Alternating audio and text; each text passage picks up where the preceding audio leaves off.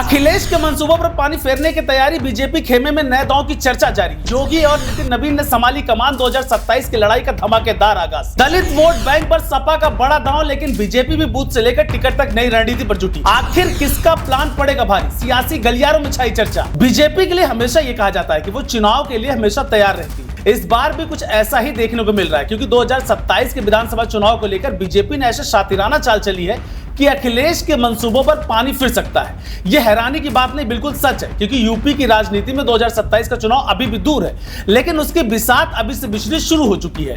एक तरफ समाजवादी पार्टी का प्लान 100 की चर्चा तेज है, तो दूसरी तरफ बीजेपी भी पूरी ताकत के साथ मैदान में उतरती दिखाई दे रही है। सियासी गलियारों में सबसे ज्यादा चर्चा इस बात की है, क्या अखिलेश यादव का नया दांव बीजेपी गिरा मुश्किल करेगा, या फिर योगी आदित्यनाथ और पार्टी संगठन पहले से उसकी काट निकाल चुके हैं। चलिए इस वीडियो में सब कुछ आपको पूरे डिटेल के साथ बताते हैं।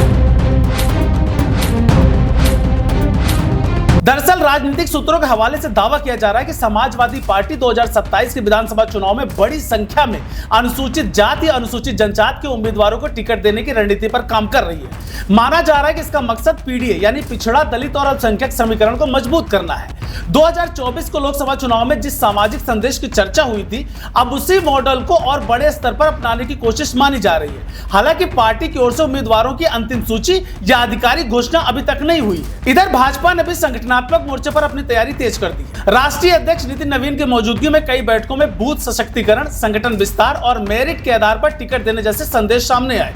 मुख्यमंत्री योगी आदित्यनाथ भी लगातार संगठन के साथ सक्रिय नजर आ रहे हैं। राजनीतिक जानकारों का मानना है कि भाजपा सिर्फ चुनावी घोषणा पर नहीं, बल्कि बूथ स्तर तक अपनी पकड़ मजबूत करने की रणनीति पर काम कर रही है।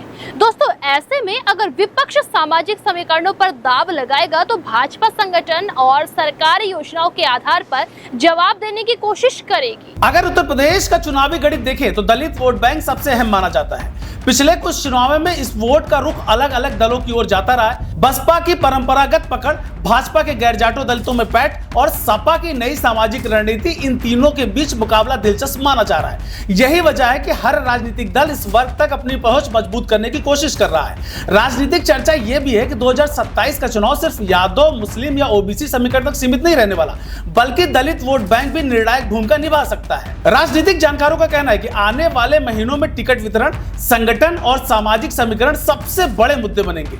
सपा अपने पीडीए मॉडल को मजबूत करने की कोशिश करेगी, जबकि भाजपा बूथ नेटवर्क, संगठन और कल्याणकारी योजनाओं के सहारे चुनावी बढ़त बनाए रखने का प्रयास करेगी। बसपा और कांग्रेस की भूमिका भी इस पूरे मुकाबले को और दिलचस्प बना सकती है। फिलहाल यूपी की राजनीति में सबसे ज्यादा चर्चा चुनावी रणनीतियों की है।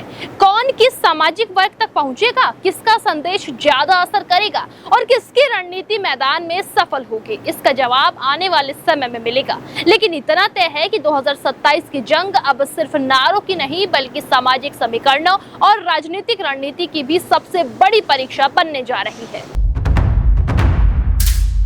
देश दुनिया की हर बड़ी, सटीक और भरोसेमंद खबर देखने के लिए अभी विजिट करें हमारे वेबसाइट nowuttarpradesh.com और nownoida.com पर, क्योंकि यहाँ आपको सिर्फ सुर्खियां नहीं बल्कि पूरी जानकारी मिलेगी।